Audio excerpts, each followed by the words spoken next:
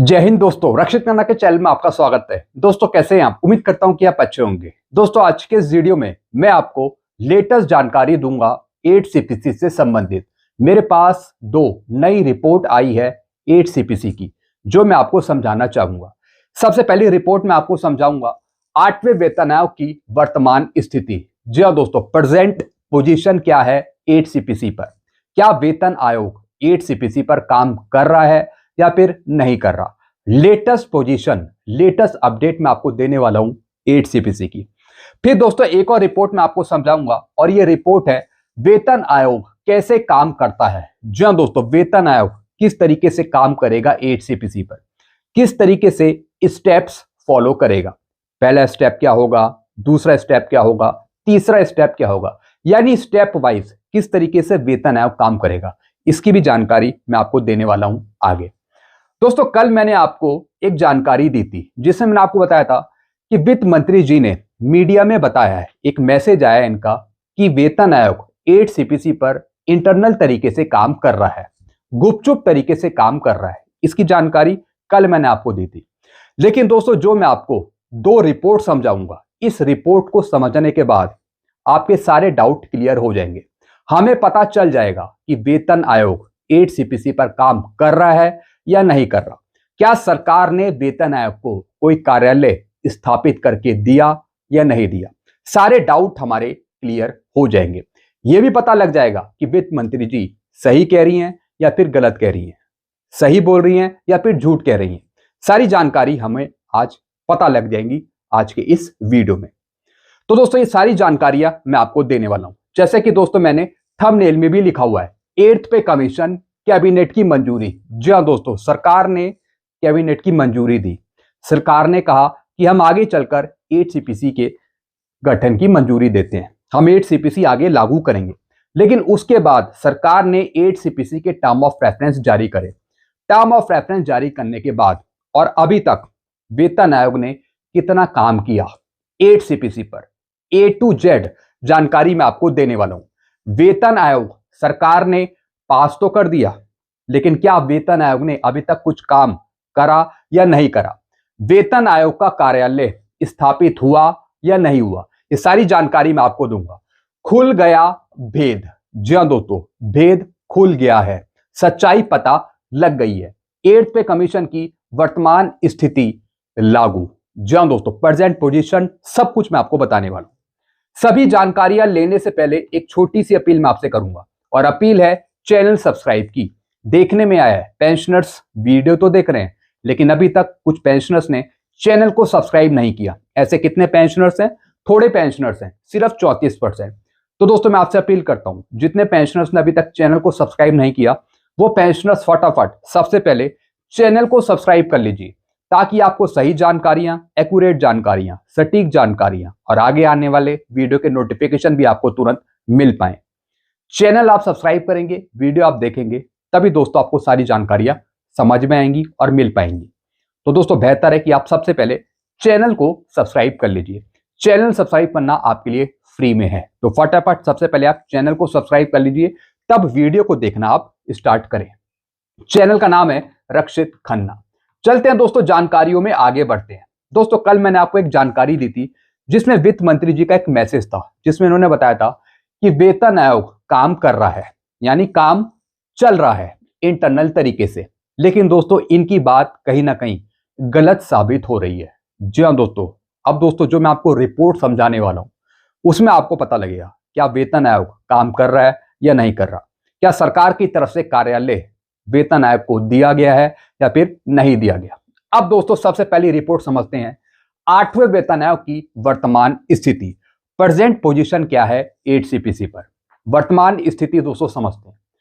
अभी भी शुरू नहीं हुआ। जी हां दोस्तों, 8 सीपीसी पर काम अभी तक शुरू नहीं हुआ। रेल मंत्री अश्विनी वैष्णव ने 15 जनवरी 2025 को 8वें वेतन आयोग की घोषणा की थी, लेकिन 8 महीने बीत जाने के बाद भी इसका आधिकारिक गठन 28 अक्टूबर 2025 को हुआ। यानी दोस्तों नवंबर में 8 सीपीसी के टर्म ऑफ रेफरेंस दे दिए गए। अभी तक कोई बैठक नहीं हुई। जी दोस्तों, अभी तक कोई बैठक नहीं हुई, अभी तक कोई मीटिंग इस्टेब्लिश नहीं हुई और ना ही अभी तक 8 सीपीसी पर काम शुरू हुआ। इसके गठन को 2.5 महीने हो चुके हैं। नवंबर, दिसंबर और अब जनवरी का मध्य, जनवरी अभी चल रहा है। आयोग का ना कोई कार्यालय है, ना कोई बैठक, ना कोई कार्यक्रम, कुछ भी शुरू नहीं हुआ। जी हाँ दोस्तों प्रेजेंट पोजीशन इन्होंने बता दी है। ना ही सरकार ने अभी तक कोई कार्यालय स्थापित करके दिया वेतन आयोग को, ना ही दोस्तों उसमें चेयरपर्सन बैठे, ना ही मेंबर्स बैठे और ना ही अभी तक कुछ काम शुरू हुआ 8 सीपीसी पर। ऐसी जानकारी इन्होंने दी। कुछ भी शुरू नहीं हुआ अभी तक, तो इसका मतलब है कि वित्त मंत्री जी झूठ कह रही है, गुमराह कर रही हैं। इसका ऐसा मतलब है। बहुत धीमी प्रगति, सरकार का कहना है कि इसे पूरा होने में 18 महीने लगेंगे, लेकिन अगर इससे पहले से ही बर्बाद हुआ समय भी जोड़ दिया जाए तो यह 2028 तक भी पूरा नहीं हो पाएगा। इसे 1 जनवरी 2026 से शुरू होना था, लेकिन वह तारीख तो बीत चुकी है। जी हाँ दोस्तों, यानी दोस्तों बहुत ही धीमी प्रगति है। अभी सिर्फ टर्म ऑफ रेफरेंस ही जारी करे गए हैं, लेकिन उसके बाद से कुछ भी अभी तक नहीं हुआ 8 सीपीसी पर। यह बहुत ही दुर्भाग्यपूर्ण बात है। तो दोस्तों वर्तमान स्थिति इन्होंने बता दी कि 8 सीपीसी का ना तो अभी कार्यालय स्थापित करा गया वेतन आयोग के लिए और ना ही अभी तक 8 सीपीसी पर कोई काम शुरू हुआ। ऐसी जानकारी दोस्तों इन्होंने दी है। फिर दोस्तों एक और रिपोर्ट है, वेतन आयोग कैसे काम करता है। सबसे पहला स्टेप यहां पे बताया कि सरकार ने आयोग के गठन के लिए 3 लोगों का चयन किया। जैसा आपको पता है चेयरपर्सन उसमें है, उसमें कुछ मेंबर्स हैं। 8वें वेतन आयोग के लिए सेवानिवृत्त न्यायमूर्ति रंजना देशमुख अध्यक्ष हैं और उनके साथ 2 अन्य सदस्य हैं, यानी 2 मेंबर्स हो गए और एक चेयरपर्सन हो गई। फिर दूसरा स्टेप क्या है, ऑफिस सेटअप। जी हाँ दोस्तों, अध्यक्षों की नियुक्ति करने के बाद, मेंबर्स की नियुक्ति करने के बाद दूसरा स्टेप है कि ऑफिस सेटअप किया जाएगा। जी हाँ दोस्तों, यानी दोस्तों ऑफिस सेटअप होगा, उसमें बैठकर ये काम करेंगे। आयोग को कार्यालय, कर्मचारी और काम करने के लिए संसाधन मिलते हैं। 8वें वेतन आयोग के लिए तो अभी तक ऐसा नहीं हुआ है। जी हाँ दोस्तों, इन्होंने जानकारी दे दी कि अभी तक कार्यालय स्थापित नहीं करा गया है सरकार के द्वारा। फिर दोस्तों तीसरा क्या लिखा है, तीसरा स्टेप क्या होगा, आयोग केंद्र सरकार के सभी विभागों और कर्मचारी समूह के साथ बैठक करेगा। वे समस्याओं, मांगों और आवश्यक परिवर्तनों पर चर्चा करते हैं।